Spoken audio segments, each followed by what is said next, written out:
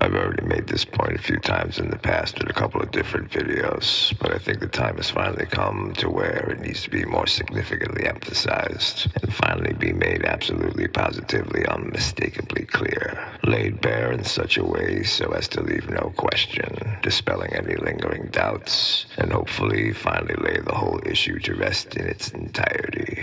And the issue in question today is conspiracy theory, the ideology of which we'll refer to as conspiracism and the adherents of whom we'll classify as conspiracists. Right now, these particular terms are strictly metasage neologisms, as the field of interest concerned with conspiracy theory is not generally called conspiracism, and the people who gravitate towards this field of interest are not commonly referred to as conspiracists. So the purpose of using these labels is just for the ease of discussion, even though overall these kinds of titles are probably ill-advised, as they imply a sense of acknowledged legitimacy, which isn't warranted, and ends up only providing them undue platform. And that's the issue I'd like to address today. This type of allowance is the whole reason this dubious ideology has ballooned so far out of proportion. This pervasive degeneration is no longer restricted to a peripheral fringe element. No, unfortunately, the malignancy has now entered into the blood of the mainstream. So it's too late to nip it in the bud, as flagrant inattentiveness has allowed this disinformation to permeate into the psyche of the collective subconscious. And at this point, only a direct, vigorous attack will suffice to remedy the situation. This is no longer just a minor concern. I know that it wasn't too long ago when this whole issue was the equivalent of a little unassuming hapless baby lizard. But that time has passed, and we are now dealing with a full-grown, acid-spitting, nine-headed hydra. We're not looking to cut off just one head of the nine-headed hydra, no. We are looking to accomplish more efficient long-term solutions, like hobbling the hydra right at his fucking ankles. Kill the body and the heads will die. This is no time for the mere treatment of symptoms. That's wasted energy. Effort that could be much better spent redirected to more worthy applications. No, for this type of affliction, you have to go directly to the core of the disease, then root it out systematically. So I'm here today to educate you as to the exact reasons why conspiracism is a crock of horseshit. But first, before we go any further, there's a few things you need to understand up front. Conspiracism is not a philosophy. Conspiracism is not raised awareness. Conspiracism is not righteous trutherism. Rather, conspiracism is a huge, dirty lie. And, point blank, a symptom of a particularly nasty underlying mental illness. That's going to be the main thrust of this video. To get locked up in this kind of mind trap is a mental disorder, even though conspiracism isn't yet listed in the DSM-5, the Diagnostic and Statistical Manual of Mental Disorders. But it should be, and this needs to be seen to immediately. And we could call this particular mental disorder the conspiracy brain syndrome. It needs a stigmatizing title because the idea is to try and actively discourage it and ultimately smother it out of existence. So anchoring it down with a heavy stigma will really help to put things in the proper perspective, because not all that much has been done to denounce or condemn this type of mental sickness thus far. Obviously, most people must have been dismissing this sickness as merely benign, as it's been left alone to wreak havoc on people's minds unchecked and unchallenged. But the time has come to take the matter way more seriously and begin to majorly disincentivize any path that would lead to a conspiracy mindset.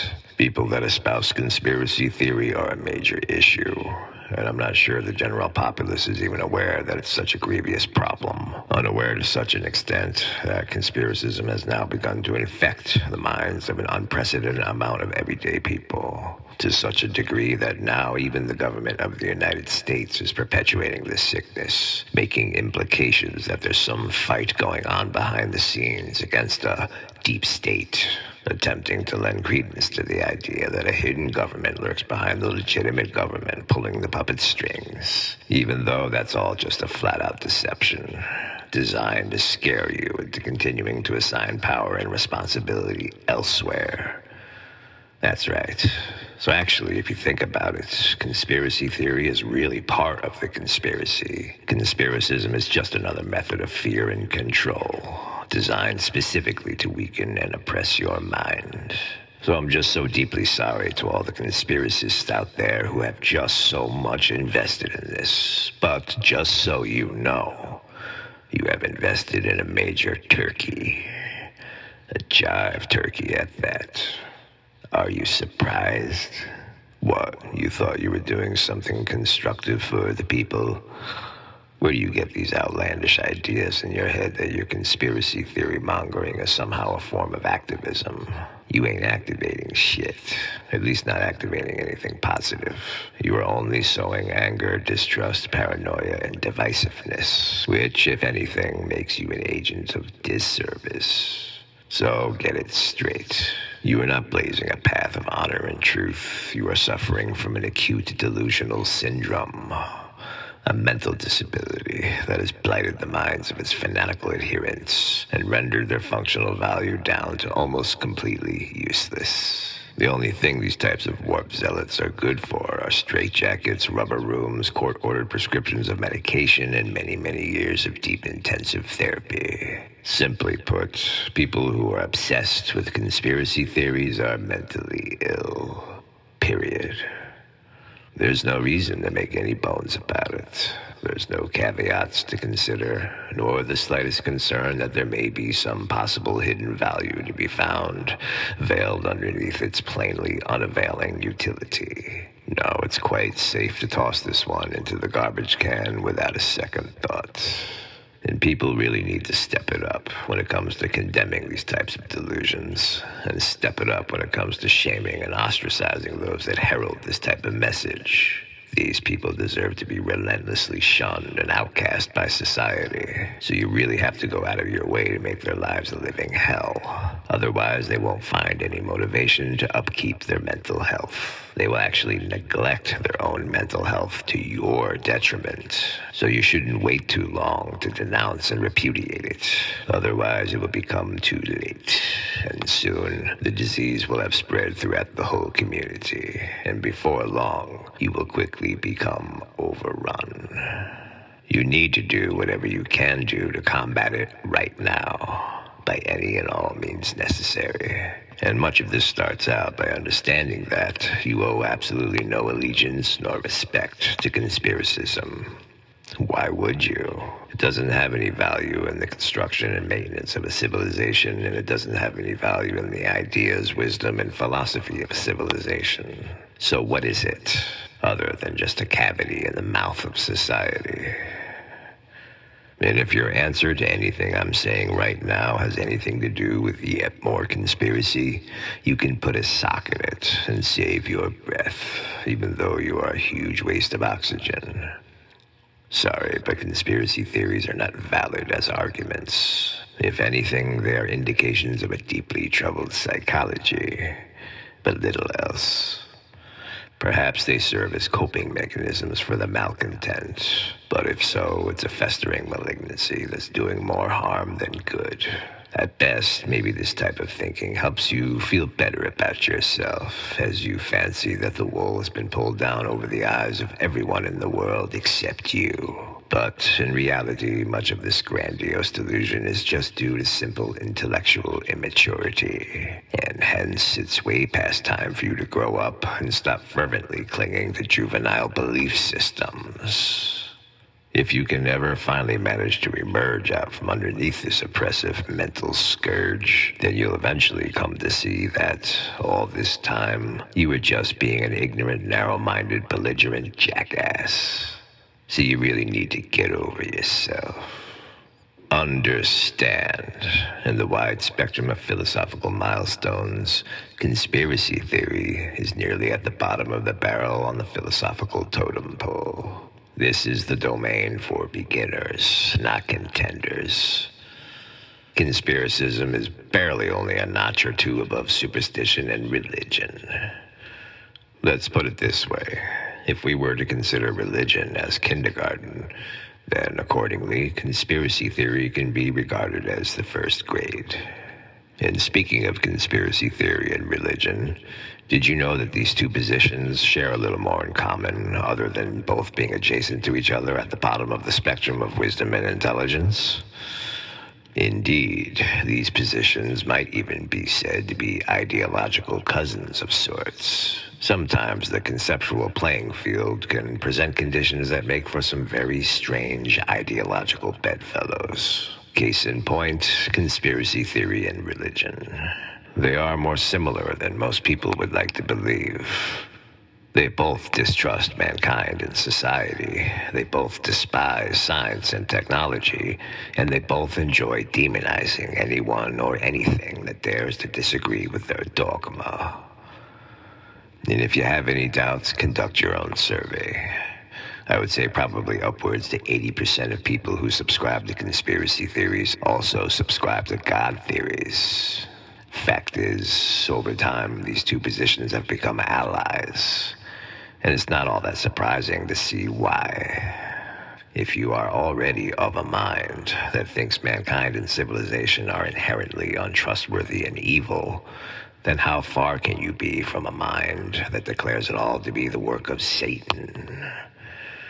Not that far at all, I say. If you look more closely at the association between these two positions, you will discover that the type of mind you find gravitating towards something like conspiracy theory is cut from the exact same cloth as the type of mind you find gravitating towards something like religion. In other words, stupid, superstitious people. Deluded people who want to desperately avoid the truth at all costs by embracing some alternate false version of reality. An alternate false version of reality that conveniently assigns them more importance and helps enable them to think that they are part of some great divine order, which they then use as the justification for their self-important assumed sense of entitlement and their aggressively invasive need to impose, oppress, and demonize others. Yet, ironically, in truth, these people are of extremely low moral fiber and have broken characters, completely bereft of any existential quality. Yet, these people feel they are in some position to tell other people how to think and what to believe, in which way they should live their lives. It's a complete joke. It's like a homeless crackhead trying to criticize you and give you advice on proper conduct. Give me a break. So bear this in mind before you start to go too crazy, patting yourself on the back, telling yourself how much of a big fucking hero you are for doing us all such a great favor by educating us with your fear porn, and spew projecting onto everyone all your depraved, paranoid insecurities with vomit projectile accuracy. Thanks, but you are not a hero by any stretch of the imagination. You are not thinking outside of the box. You are not a critical thinker. And you are not distinguishing yourself as some great knowledgeable shepherd who stands apart from the masses, ready, able, and willing to lead the sheeple away from the darkness with some great liberating truth. No, in reality, meaning outside of your fantasy, you are still a mainstream sheeple. You are just a disgruntled mainstream sheeple who thinks they're somehow being less of a patsy simply by suspiciously distrusting everything. Yay! Great fucking job, malcontent sheep. You've achieved distrusting everything. Wow! You've accomplished a great feat of cynicism. Woo! Hooray! Sorry, but you're not a tough maverick rebel. You're just a plain old mainstream malcontented sheep. I bet if we shove $1 million down your blowhole, you'll shut the hell up and go away real fast. Because in truth, you are just a big, lying, disgruntled fake blowing lots of hot air. Yeah, so in case you were a little confused, now you can be unconfused. And I don't care how much research you've fixated into this unbending obsession. Your research means diddly squat and doesn't change a damn thing. I know that you believe this self-deceptive fallacy that the more and more research you do, the more and more crazy you start sounding to all the ignorant people around you, right? Yeah, well, newsflash. Your research means jack shit. You haven't even figured out yet that sensory perception is an illusion, and yet you think that somehow by deeply researching the illusion that you are actually accomplishing something useful? Shit. You may sound crazy to the ignorant lemmings, but so what? That's like having misgivings from a donkey. Who cares? What should worry you a bit more is that you sound like a complete and total blockhead dumbass to anyone with any degree of higher wisdom. You come across no better than a ravenous junkie struggling with an addiction, desperately seeking some way to find that next fix. So no, you are not uncovering a truth with your research. You are only wallowing in a delusion, and yet you think you've discovered something earth-shattering by noticing some sort of interconnectivity in reality. Wow, you've made interpretations of symbols, codes, and anagrams. Well, congratulations. Only problem is you're taking the whole thing way too damn literally. So it's no surprise that you think it's all just a matter of rooting out some secret group of dark, ominous others who are plotting to control or destroy a so-called world. Your underlying intentions may be good, but your mission is utterly misdirected and futile, as your remedy to the problem is ultimately ineffectual because it's an approach that addresses the wrong area of concern.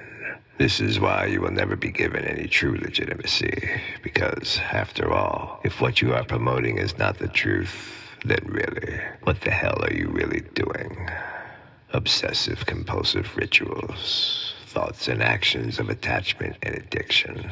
In other words, masturbation. So why should anyone take anything coming out of your mouth seriously when it's so abundantly and redundantly obvious that you have a seriously perverse hang-up?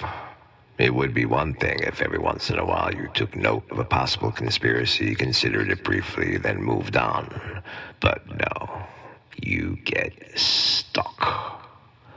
And that's how you know this obsessive fixation is really just a mental dysfunction, where now everything in life becomes a component of some dark, nefarious plot, and there's no conspiracy theory in existence that could possibly be too far-fetched a consideration to be believed and accepted as an ironclad truth. It's like looking at the world through murky-colored glasses. Everything considered must now be skewed to fit the narrative of the conspiracy theory worldview. It's when all you've got is a hammer, everything looks like a nail kind of situation. A one-trick pony whose time has come to be put out to pasture. Because after a while, the whole thing just becomes so incredibly tiresome and boring. And notably, a position that seems to mostly be gravitated towards by the intellectually infantile, which, of course, means a whole lot of people. And these douchebags are annoying as hell. They'd rather scapegoat a boogeyman than lay down on the ground and wait for rescue. And that's what's so seriously infuriating about these conspiracy brains. They don't actually do anything other than pissing in the punch bowl, or maybe an occasional mass shooting. But other than that, very little else. And this madness needs to change. You claim that you want to confront some kind of evil in this world? Then stop searching out there for secret societies of elite plasma-drinking pedophile reptilians to blame. You want to confront evil? Then you need not look any further than at your own damn ugly face looking back at you in the mirror. Or how does the adage go? Sweep around your own front door before you start looking to sweep around everyone else's. You distrust society. It's you who can't be trusted. You think mankind is rotten. It's you who's really rotten. Stop playing the victim and stop playing the blame game. Your entire perceptual reality is sourced from the pure mind. So if there's something out here you think is evil and an injustice, then the source of that evil and injustice is within yourself. If you don't like it, then do something about it within yourself. Otherwise, just shut up about it. Lest I punch a cloth gag so far down your fucking throat, it'll come out your asshole. Thank you.